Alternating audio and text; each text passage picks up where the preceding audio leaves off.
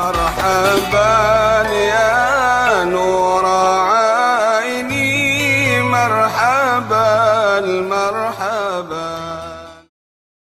Assalamualaikum warahmatullahi wabarakatuh. Al-Fadil Ustaz. Waalaikumsalam warahmatullahi wabarakatuh. Apakah perlu menjawab azan yang telah direkam, yang ditayangkan dalam radio atau televisyen? Siapa yang menjawab azan sama dengan ucapan muazzin, kecuali pada lafaz hayya 'alas salah, hayya 'alal falah, dia jawab dengan la haula wala quwata illa billah, halat lahu syafaati yaumal qiyamah, ditutup dengan doa wasilah. Allahumma rabb hadhihi ad-da'wati at-tammati was-salatil qa'imah ati sayyidina Muhammadanil wasilata wal fadilah wasyarafa wad darajatal 'aliyata ar-rafi'ah wa ba'athallahumma maqaman mahmudan alladzi wa'adtah. Titik. Tapi dalam riwayat Al-Baihaqi ada tambahan, innaka la tukhliful mi'ad, halat lahu syafaati yaumal qiyamah, layak dia mendapatkan syafaatku pada hari kiamat. Itu yang azan siapa? Yang azan itu orang, manusia, bukan mesin, bukan CD, bukan DVD. Yang azan, kenapa? Karena yang membaca itu ada niatnya. Muazzin itu sebelum azan dia ada niatnya, sedangkan alat itu tak ada niatnya. Oleh sebab itu kita jawab. Adapun ada orang menjawab azan di radio, di televisyen, dia jawab baik, tidak salah, terhitung sebagai zikir. Zikir. Allahu Akbar, Allahu Akbar, Allahu Akbar, Allahu Akbar. Begitu juga dengan ketika mendengar ayat sujud tilawah. Nama ayatnya sajadah, nama sujudnya tilawah. Ada orang bertanya kepada salah seorang ulama, Syekh, ya, kalau saya mendengar orang membaca ayat sajadah, apakah saya sujud tilawah? Ya, sujud tilawah. Bagaimana kalau yang saya dengar itu radio, bukan orang? Bagaimana kalau yang saya dengar itu MP3, CD? Kata Syekh, kalau CD sujud, awak ikut sujud. Maknanya apa? Dia tak ada niat. Tapi kalau dia berzikir menyambut ini, baik. Kalau jawaban saya berbeza dengan jawaban fatwa ulama, mufti, maka campakkan pendapat saya pakai pendapat yang sudah difatwakan oleh para ulama. Ikhtilaf dalam masalah ijtihad, kalau berbeza pendapat mufti suatu negeri, maka campakkan pendapat, karena perbezaan al-khuruju minal khilafi aula, keluar dari khilaf lebih baik.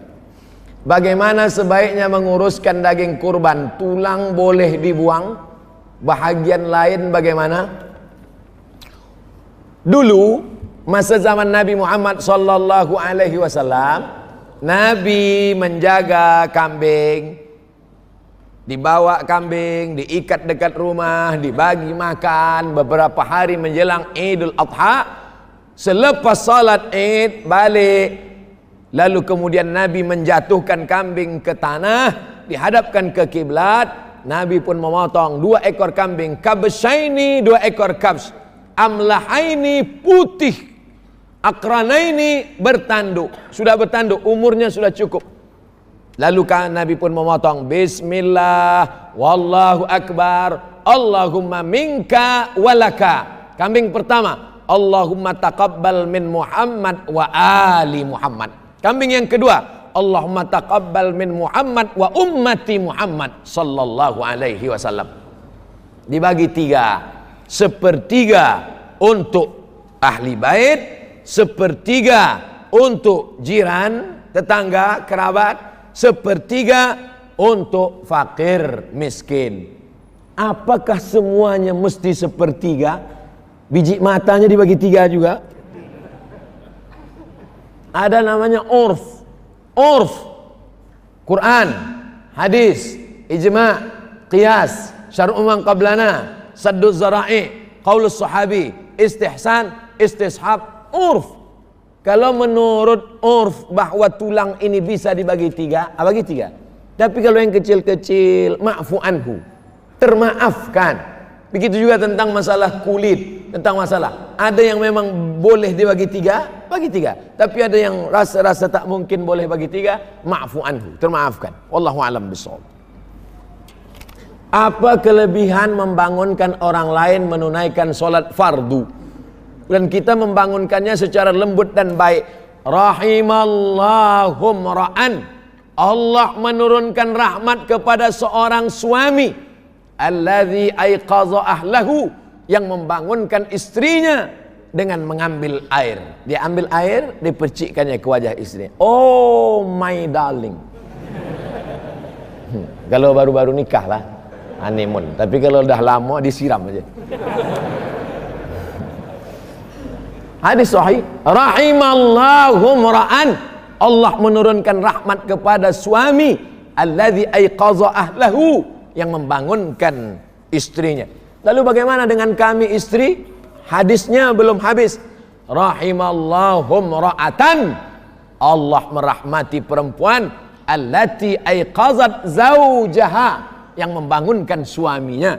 Beruntunglah tuan-tuan yang mendapatkan istri yang membangunkan, karena itu ciri istri salihah. Apa ciri istri salihah? Allati tu'inu ala imanihi, yang mampu menolong iman. Kalau dia mampu menolong solat kita, dia mampu menolong tazkirah kita, maka itulah solihah. Mudah-mudahan termasuk yang solihah-solihah insyaallah. Boleh? Ada.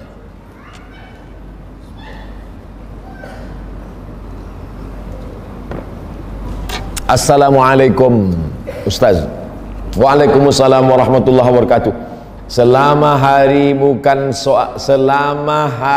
raya Aidil Adha, sebelumnya mohon maaf kerana ini bukan soalan, tapi di atas soalan. Kami dari jemaah Gema Salawat Nur Jami' Risalatul Qadiri Grup Salawat Cinta Rasulullah, mohon doa supaya kami tetap istiqamah dalam salawat, berqasidah, melantunkan lagu irama salawat jamaah. Maulaya salli wa sallim daiman abada ala habibika khalqi kullihim. Apa hukumnya bersolawat ramai-ramai ini? Pakai grup. Apa hukumnya?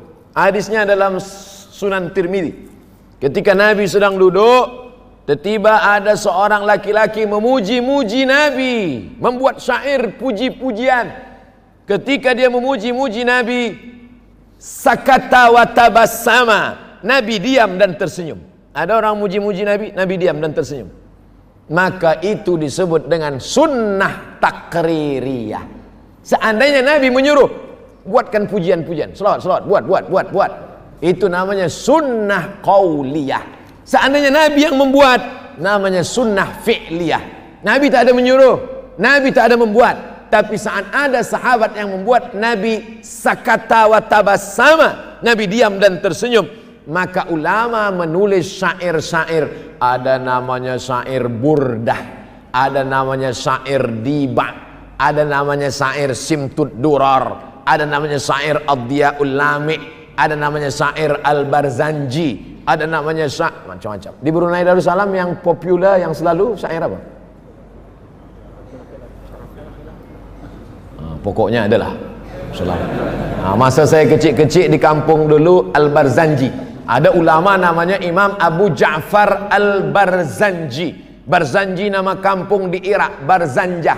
Ayahnya merantau ke Madinah, tapi tetap dipakai namanya Al-Barzanji. Maka dia mengarang abtadi'ul imla bismidzatil aliyah mustadirra faidal barakati ala ma ana lahu wa aulah. Maka orang pun bersalawat. Abtadi'ul imla, kami mulai waktu yang kosong ini bismidzatil aliyah, dengan menyebut nama Allah yang maha tinggi. Mustadirran faidal barakat, mengharapkan dapat barakah. Man shalla alayya salatan, siapa yang berselawat 1 kali, sallallahu alaihi biha asyra, Allah balas 10 kebaikan. Wa hutat anhu asyra sayiat, ditutupi 10 kesalahan. Wa rufi'an lahu asyra darajat, dinaikkan 10 darajat tingkatan kemuliaan. Mudah-mudahan makin banyaklah pemuda-pemuda Islam yang mencintai salawat-salawat insyaallah. Amin ya rabbal alamin. Pak Ustadz, bagaimana menghindari was-was semasa sholat? Was-was pertama datang dari air percikan, air kencing najis. Maka di dalam hammam, restroom, mesti memakai terompah kayu. Dululah, sekarang jangan buat terompah kayu lagi, dipakai. Supaya apa? Sebab a'zamul waswasah, sebagian besar was-was itu datang daripada bilik, daripada mirhat, karena ada percikan air najis. Oleh sebab itu segala yang kecil dijaga. Selepas itu kita akan menghadap Allah Subhanahu wa taala, membaca a'udzubillahi minasyaitonirrajim, ta'awuz. Setelah itu membaca kul a'udzu birabbin nas, malikin nas, ilahin nas, min syarril waswasil khannas alladzi waswisu fi sudurin nas minal jinnati wan nas. Selepas itu menghadap Allah Subhanahu wa taala, sallu salatal muwaddi, anggaplah itu salat yang terakhir. Setelah itu serahkan kepada Allah. Datang macam-macam, la yukallifullahu nafsan illa wus'aha. Nabi punya anak namanya Fatimah. Sayyidatuna Fatimah punya anak namanya Sayyidina Al-Husain. Husain punya anak namanya Sayyidina Ali. Muskil, datuknya Ali, cucunya Ali. Bila disebut 2 Ali, Ali mana? Ali 1 apa Ali 2? Maka untuk membezakan antara datuknya Sayyidina Ali dengan cucunya Ali, ditambahlah laqab Ali Zainal Abidin. Ali Zainal Abidin masuk mirhat, tempat qada hajat.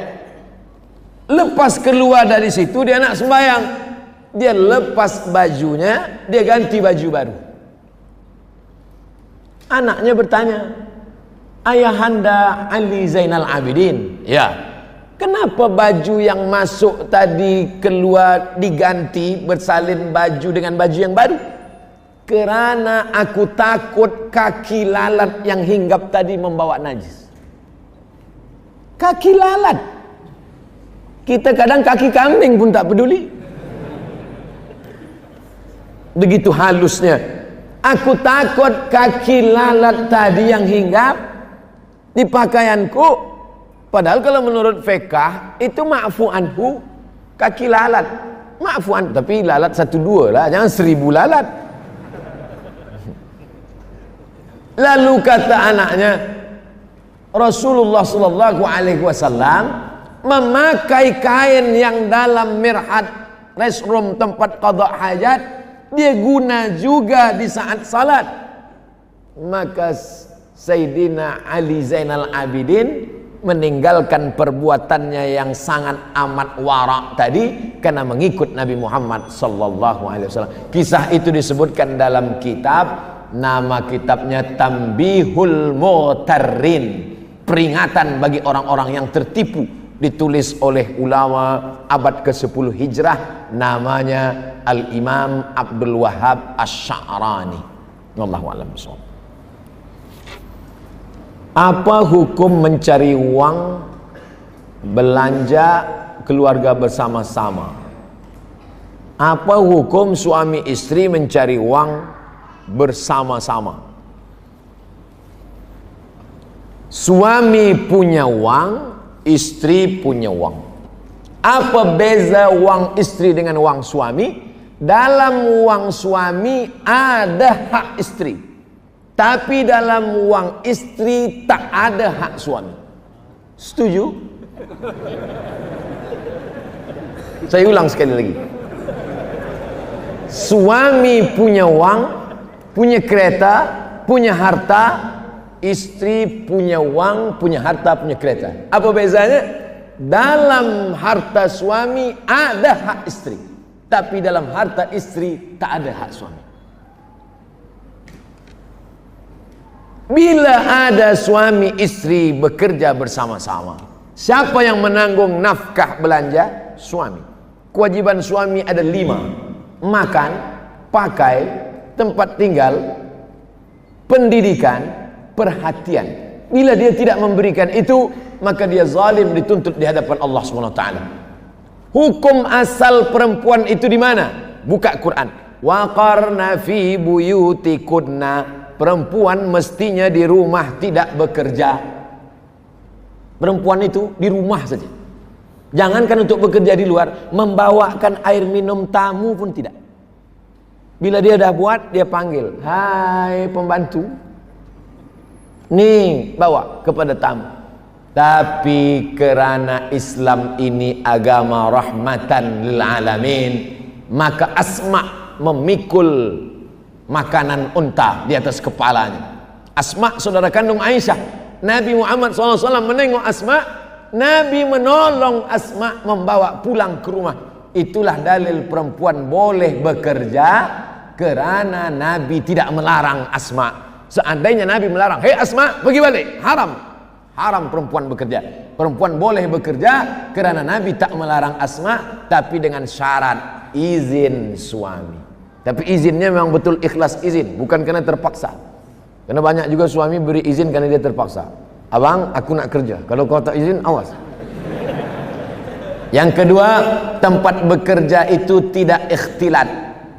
La yakhluwanna rajulun ma'amra'atin illa ma'adhi mahramin. Tak boleh berdua-dua tanpa ada mahram. Yang ketiga, la tabarrujna tabarrujal jahiliyatil ula. Tak boleh bersolek-solek jahiliyah.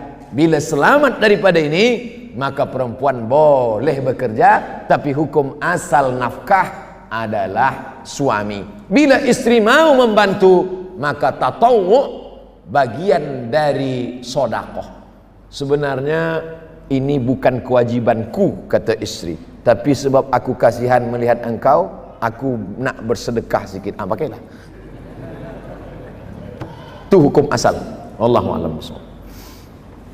Untuk salat isyraq bagi perempuan bujang, tidak mengapakah solat di rumah sahaja? Ini bertanya apa menawar? Hadisnya hasan, paling tinggi sahih, di bawah sahih hasan, di bawah hasan dhaif, di bawah dhaif maudhu', tak laku, tak pakai. Hadis maudhu' jangan riwayatkan, jangan sampaikan, haram. Contoh hadis maudhu', al-bazinjan syifa'un min kulli da', terung obat segala penyakit. Siapa yang membuat? Yang menjual terung.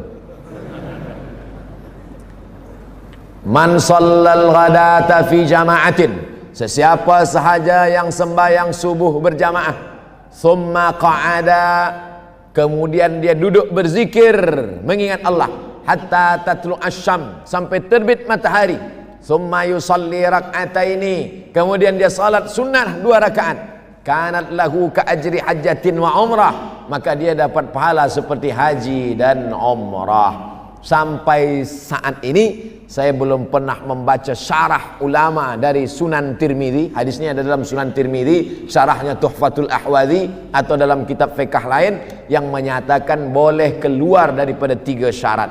Sembahyang subuhnya mesti berjamaah, kemudian keluar masjid tidak, dia duduk berzikir dengan Allah sampai terbit matahari, barulah dia solat sunat isyraq 2 rakaat.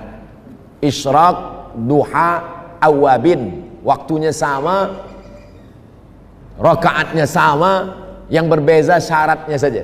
Kalau cukup syarat di awal disebut dengan isyraq.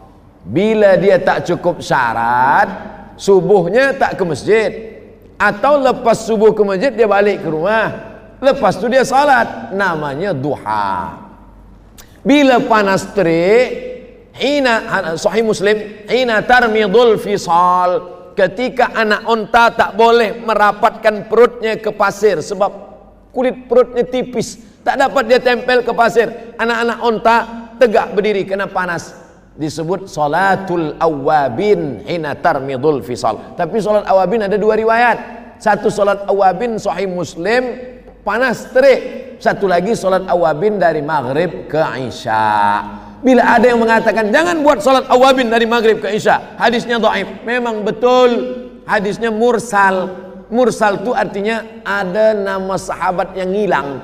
Tiba-tiba dari Nabi terus saja ke tabi'in. Tak ada sahabat, mursal. Tapi hadis dhaif tetap boleh diamalkan kalau cukup 5 syarat. Pertama, bukan masalah hukum hakam halal haram. Kedua, bukan dalam masalah akidah. Ketiga, tidak ada periwayatnya yang kadzab pendusta. Keempat, dia masih bernaung di bawah hadis sahih. Kelima, untuk fadail a'mal. Selama untuk fadail amal boleh. Apa kata Imam An-Nawawi? Ajma'al ulama 'alal amal bil hadis dhaif. Ijma' ulama beramal hadis dhaif boleh. Kalau ada orang mengatakan hadis dhaif campakkan, hadis dhaif buang, maka campakkanlah Sunan Tirmizi, karena dalam Sunan Tirmizi ada hadis dhaif. Campakkanlah kitab Muwatta Malik, karena dalam Muwatta ada hadis dhaif.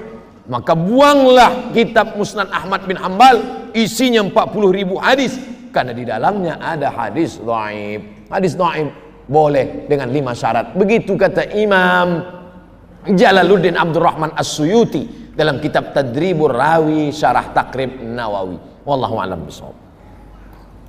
Assalamualaikum Ustaz. Waalaikumsalam warahmatullahi wabarakatuh. Apakah hadis yang sahih untuk seorang muslim melakukan sukan memanah atau berkuda? Nak memanah berkuda tak perlu hadis sahih. Takkan semua nak hadis sahih. Nak makan lontong pun hadis sahih. Allimu auladakum, ajarkan anak kamu as-sibahah,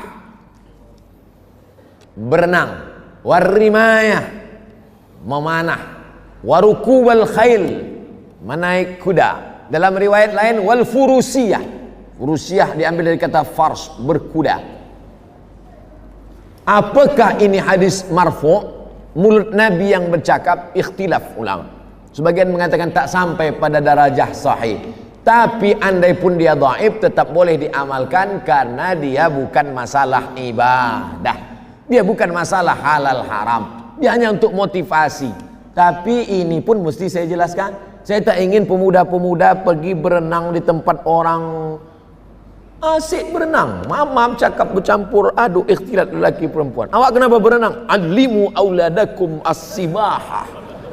Hadis lain tak ada hafaz. Hadis ni hafaz. Tak betul. Tapi yang riwayat sahih, ucapan Umar bin Khattab. Umar bin Khattab menulis surat, dikirimnya kepada penduduk negeri Syam. Buatnya surat, alimu auladakum as-sibahah warrimayah wal furusiyah. Ajarkan anak kamu berenang, memanah dan berkuda. Jadi masalah ini jelas. Jadi andai beramal berbuat tak ada kait mengait dengan ibadah mahdah, tak perlu berhajat kepada hadis sahih. Ucapan perbuatan ulama, olahraga, sukan, maka ini baik sekali bagi pemuda-pemuda insya-Allah. Apalagi pemuda hawa nafsunya bergejolak, pergi berenang. Kita di Brunei Darussalam tepi laut, pergi berenang ke laut. Kalau sampai ke tengah bukan nafsu hilang, orangnya hilang sekali. Wallahu a'lam. Assalamualaikum Ustaz. Waalaikumsalam warahmatullahi wabarakatuh. Bagaimana caranya berta'aruf dengan ajnabi? Ajnabi yang tak mahram, tak ada hubungan mahram. Lelaki perempuan tak boleh berdua. La yakhluwanna rajulun ma'a imra'atin illa ma'a dhi mahramin. Ajnabi. Dia nak kenal, ta'aruf. Bagaimana caranya? Ta'aruf. Kalau sesuai ta'aruf, khitbah. Kalau sesuai khitbah, akad. Ta'aruf, khitbah, akad. La yakhtiba rajulun ala khitbati akhi. Tak boleh meminang perempuan yang sudah dipinang orang lain. Assalamualaikum Tuan Haji. Waalaikumsalam. Anak Tuan Haji sudah dipinang orang? Sudah. Saya nak pinang lagi. Berani berapa? Haram. Putus nanti silaturahim. Adapun khitbah, balik dari tazkirah, nampak dari jauh agak cantik, ditanya kepada masyarakat dekat masjid, anak siapa yang tadi pakai tudung apa? Saya tak nak sebut warna, nanti nak tahu pula. Oh, anak Haji fulan. Datanglah bertamu. Maka si lelaki ini bagi tahu kepada walinya, si wali tidak bagi tahu kepada anaknya. Sebab bila anaknya tahu tak jadi, nanti malu seumur hidup. Maka si wali panggil anak dia, panggil untuk membawakan air. Lelaki tadi duduk di tempat ruang bilik, ruang tamu. Dia panggillah anak gadis. Oh, Fulanah binti Fulan, cuba ambilkan air putih dulu. Dia bawa. Bawalah tengok. Tengok. Begitu dia tengok, oh tak jadilah Tuan Haji. Rupanya saya nampak elok dari jauh. Dari dekat rupanya tak elok. Tungkahul mar'atu li arba', perempuan dinikahi kerana 4. Lima liha, kerana dia kaya. Wali hasabiha, kerana nasab keturunan. Wali jamaliha, kerana cantik. Jangan kau pandang kerana harta, harta akan binasa. Jangan kau pandang kerana nasab, nasab boleh jadi akan berubah. Jangan kau pandang kerana cantik, hari berganti, musim berubah, wajah pun ikut berubah. Fazfar bidzatid din, pandanglah kerana agama, taribat yadaka, selamat engkau. Man talaba akhan bila aibin baqiya bila akhin, siapa mencari kawan yang tak bercacat, seumur hidup takkan berkawan. Istikharah, tawakkal 'ala Allah. Fa idza azamta, kalau kau sudah azam, fatawakkal 'ala Allah. Mudah-mudahan yang pemuda-pemuda yang belum berjodoh didekatkan Allah jodohnya insyaallah. Yang mengucapkan amin yang belum menikah. Yang udah untuk anak-anaknya. Takbir Idul Adha ada yang mengatakan bermula subuh Zulhijjah, tapi yang sering diamalkan bermula maghrib dan berhenti asar. Allahu Akbar, Allahu Akbar, Allahu Akbar, la ilaha illallah, wallahu akbar, Allahu akbar, walillahil hamd. Kapan? Bila dimulai? Dua pendapat. Pendapat yang pertama, asyuru' ila salah, ketika pagi berangkat dari rumah akan pergi ke tempat sembahyang. Pendapat yang kedua, tenggelam matahari petang kerana awal hari bukan jam 12 malam. Yang awal hari jam 12 malam itu Masehi. Sedangkan dalam Hijriah awal hari ini hari Ahad. Esok Isnin. Bila Isnin itu bermula? Isnin bermula tenggelam matahari, nanti masuk maghrib. Pendapat yang mengatakan takbir diawali lepas matahari tenggelam kerana 9, 10 Zulhijjah itu berawal dari semalam, manakala matahari Sabtu tenggelam muncul bulan, di situlah dia 9, 10 Zulhijjah. Itu dalil orang yang bertakbir. Di kampung halaman saya Idul Fitri bertakbir dari lepas maghrib. Idul Adha pun begitu juga. Tapi bila ada orang yang membuat takbir pagi akan berangkat, kita pakai yang diamalkan oleh majoriti mazhab Syafi'i adalah dari matahari tenggelam lepas maghrib itu dia. Apakah takbir itu hanya selepas solat saja? Tidak. Bertakbir Umar bin Khattab di pasar, suk, tempat berniaga, hingga bergoncang tiang-tiang pasar tempat berniaga, bertakbir. Maka di rumah pun bertakbir. Tetamu diajak bertakbir. Tadi saya bertamu kepada sahibul bait, sahibul hajat. Kami bertakbir dulu. Ini bertakbir ni amat sangat baik. Wallahu a'lam bishawab. Bagaimana cara masbuk subuh? Adakah perlu disertakan dengan doa kunut atau tidak? Orang yang mazhab Syafi'i masuk dia ke masjid rakaat kedua. Sami Allahu liman hamidah. Imam pun baca Allahumma hadina fiman hadait wa afina fiman afait wa tawallana fiman tawallait. Selesai salam, Assalamualaikum warahmatullahi. Si masbuk tegak berdiri. Apakah si masbuk tadi baca kunut atau tidak? Maka si masbuk tadi baca kunut. Kalau gitu kunutnya 2 kali. Ya. Kenapa? Karena manakala dia ikut imam, imam rakaat 2, makmum rakaat 1. Manakala imam salam, dia tegak, itu rakaat 2. Kenapa saat dia tadi ikut imam dia berkunut? Hadis, ju'ilal imamu liyu'tamma bihi, imam diangkat untuk diikuti. Sebenarnya dia tadi itu rakaat pertama, imam rakaat 2. Kenapa dia ikut berkunut bersama imam? Kerana posisi dia sebagai makmum.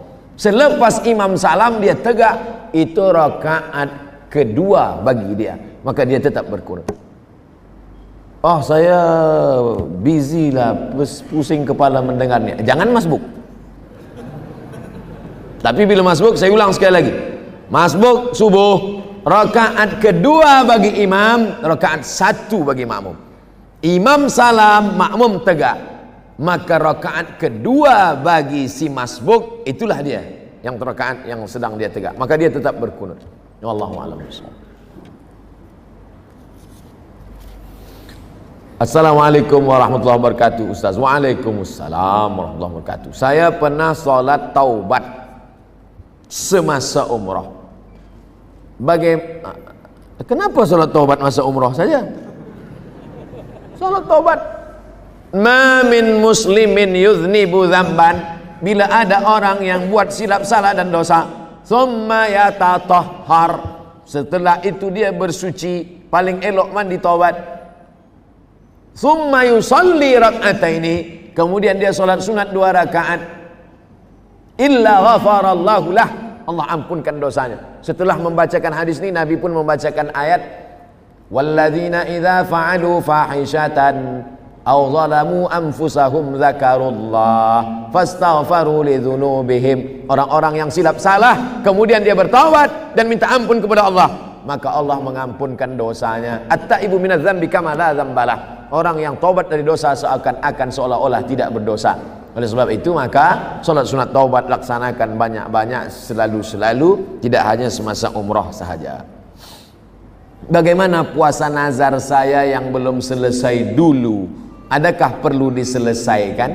Nazar merubah sunat menjadi wajib. Kurban sunat muakkad. Tapi ketika nazar merubah dari sunat muakkad menjadi wajib. Bila anak saya sehat, saya bernazar berkurban. Tapi kalau tak sihat sampai mati, tak berkurban. Bakhil, pelit. Oleh sebab itu maka nazar yang sudah berubah dari sunat menjadi wajib, maka mesti ditunaikan. Kalau tidak, dia akan menjadi hutang.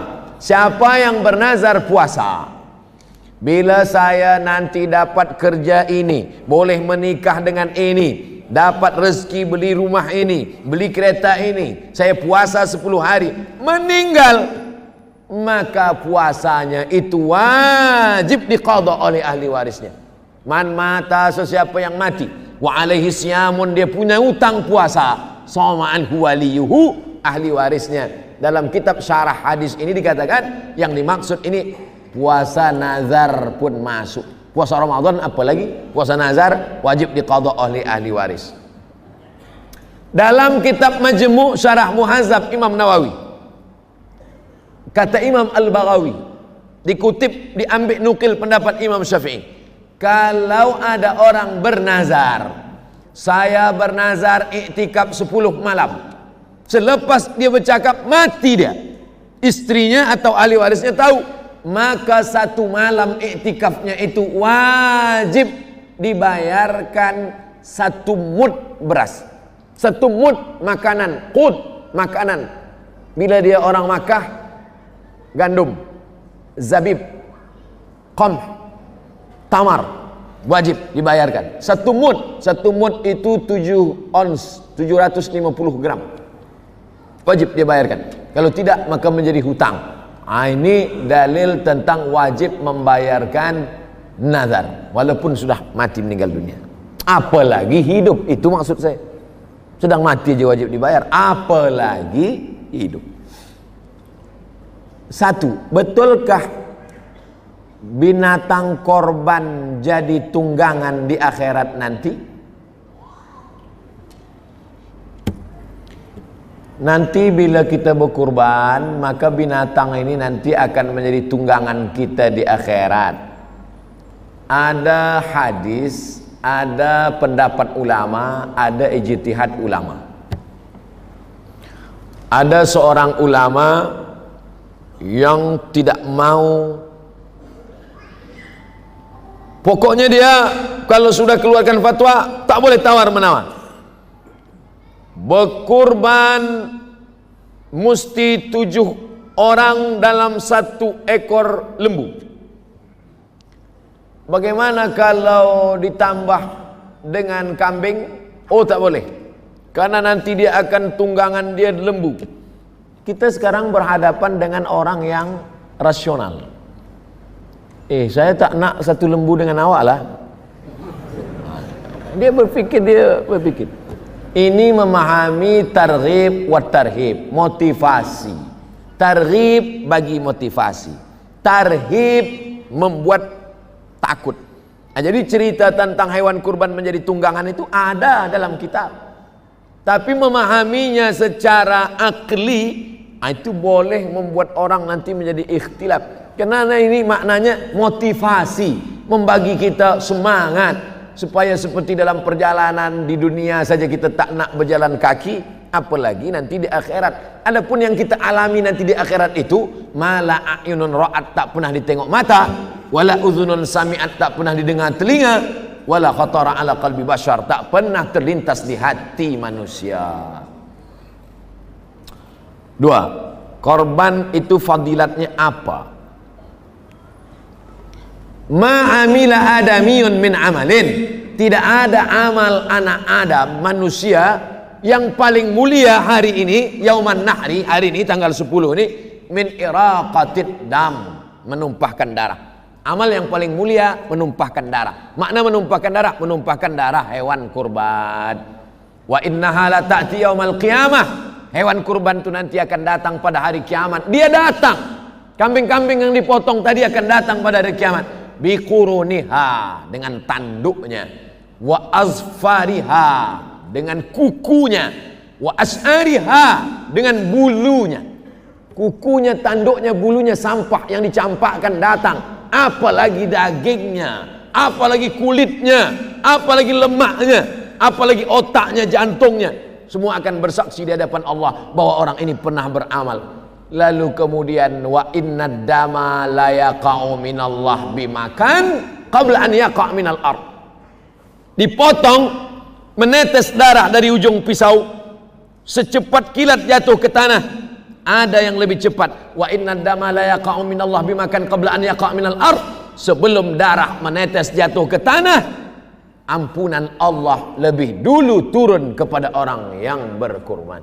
Fatibu biha nafsan, sucikanlah diri kamu dengan berkurban, mensucikan diri dengan haji dan umrah, mensucikan diri dengan salat. Tapi ada satu lagi, mensucikan diri dengan berkurban. La yanalallahu duhumuha, Allah tidak mau dagingnya, wala dima'uha, Allah tak mau darahnya, walakin yanaluhu taqwa minkum, yang sampai kepada Allah itu adalah ketakwaan dari orang-orang yang berkurban.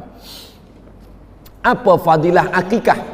Kullu mauludin rahinatun biaqiqatihi, setiap anak tergadai, anak-anak kita tergadai dengan akikahnya. Kalau cincin tergadai, tebus.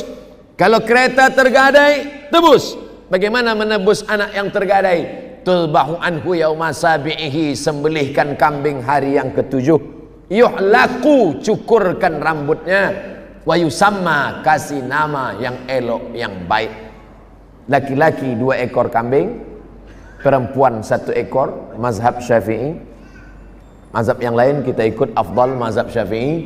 Lalu kemudian setelah itu bagaimana harinya? Afdal 7. 7 tak boleh, 14.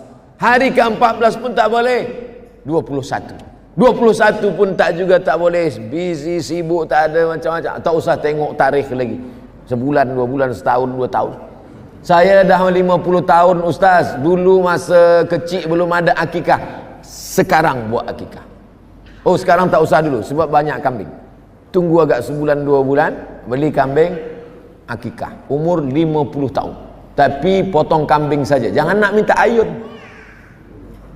Nah, dulu orang akikah diayun. Umur 50 diayun, patah tiang ayun. Minta nasihat bagi orang yang selalu meninggalkan mengambil ringan tentang salat. Man taraka salata muta'ammidan.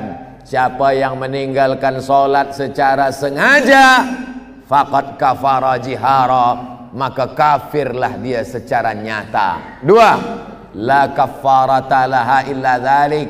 Salat tak boleh ditebus dengan haji. Salat tak boleh ditebus dengan zikir. La kafarata laha. Tak ada yang dapat membayar salat kecuali salat itu sendiri.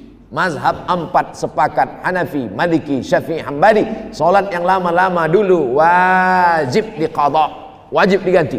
Lepas salat zuhur, qadha zuhur. Usolli fardhu zuhri 4 raka'atin qadha'an. Oh, Ustaz Somad tadi qadha lah. Itu jamak qasar sebab nak musafir. 3. Bahwa orang yang meninggalkan salat menghancurkan agama. Nanti bila tuan-puan sampai ke Raudah, tempat mihrab Nabi sujud, tengok di tiang sebelah kiri ada tulisan As-salatu imaduddin. Salat tiang agama. Kenapa masjid megah, mewah, cantik kita boleh ada di dalam?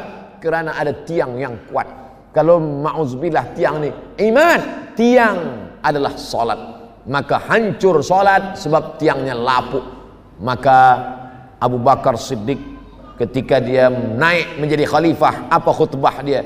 Qumu ila salatikum yarhamkumullah. Tegakkan salat, rahmat Allah turun. Nabi sebelum meninggal apa pesan dia? As-salah, as-salah. Sejalan antara pesan Nabi dengan pesan Sayyidina Abu Bakar Siddiq. Salat, salat. Jangan terima menantu yang tak sembahyang. Yang sudah diterima, apa boleh buat? Ajak-ajak aja lah sembahyang. Kerana dia akan menjadi imam, akan menjadi pemimpin, akan menjadi panutan, akan menjadi contoh suri tauladan. Semuanya diberikan rahmat dan keberkatan dari Allah. Assalamualaikum Ustaz. Waalaikumsalam warahmatullahi wabarakatuh. Semoga kita semuanya diberikan rahmat dan keberkatan dari Allah. Amin ya rabbal alamin.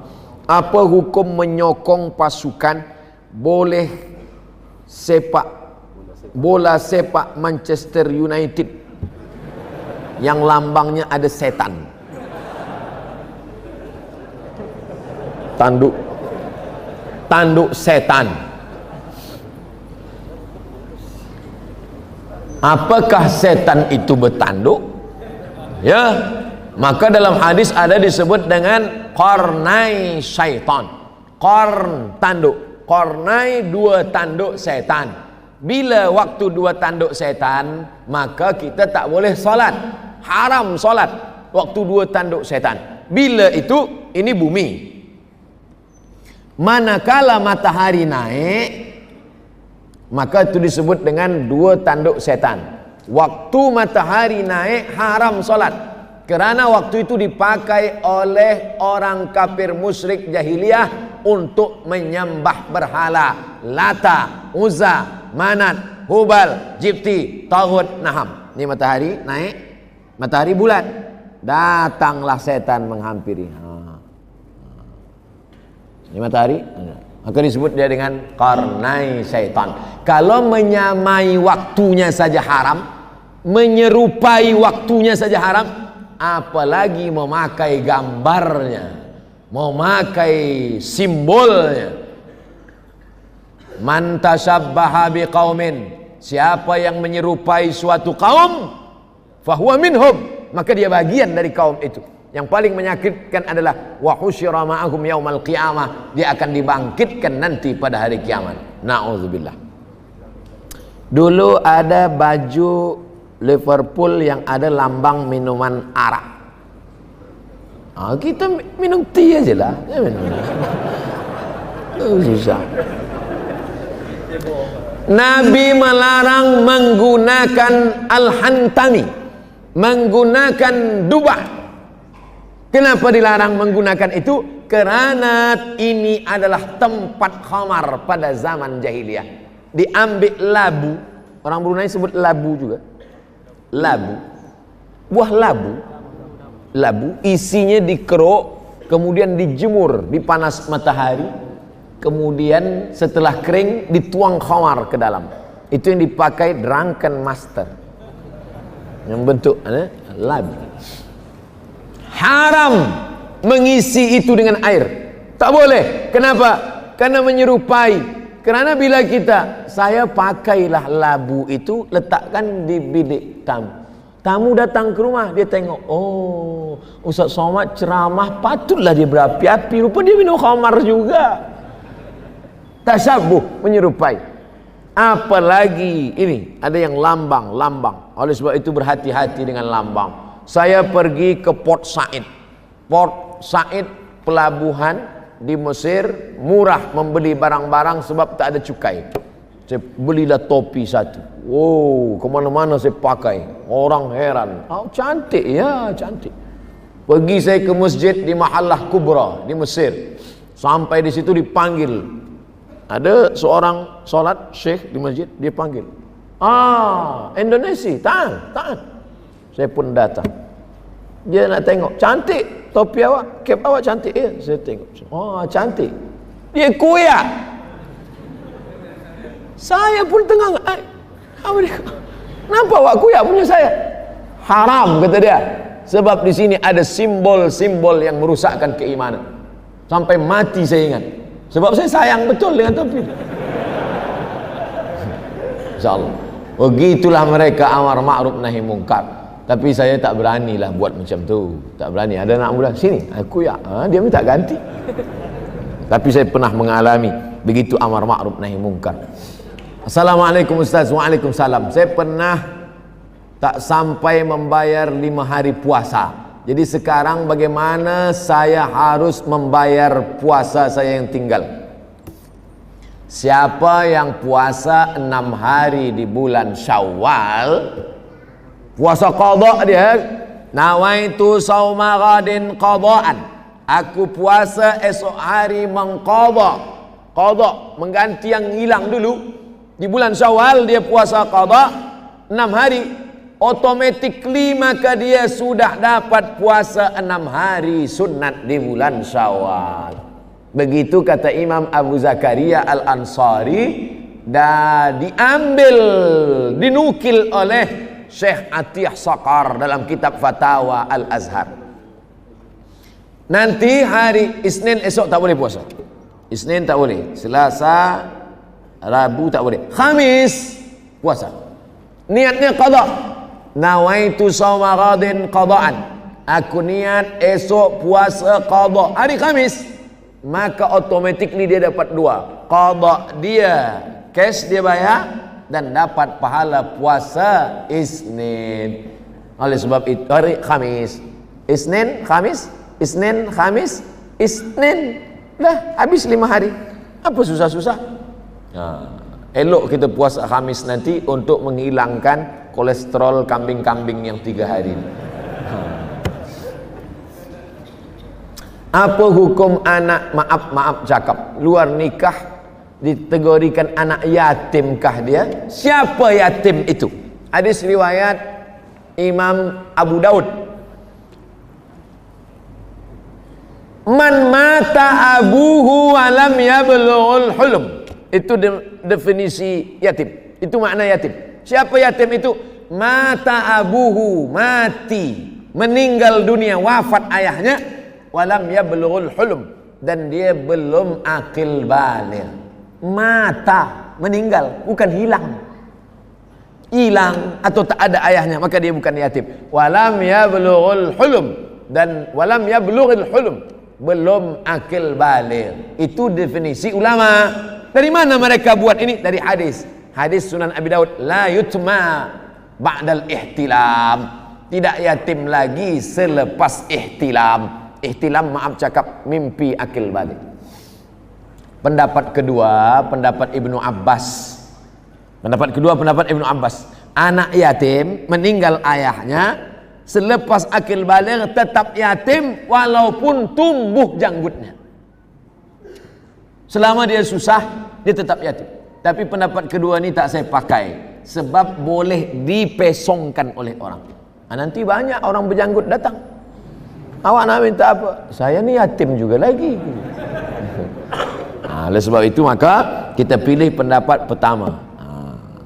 Adapun yang ini maka tidak. Bila nak bagi bantuan bukan sebab dia yatim, tapi sebab dia fakir atau miskin. Apa beza fakir dengan miskin? Tak ada income, tak ada pemasukan, tak ada duit sama sekali. Fakir. Miskin ada tapi tak cukup keperluan. Miskin. Bila standar keperluan, berapa keperluan? $100, 500.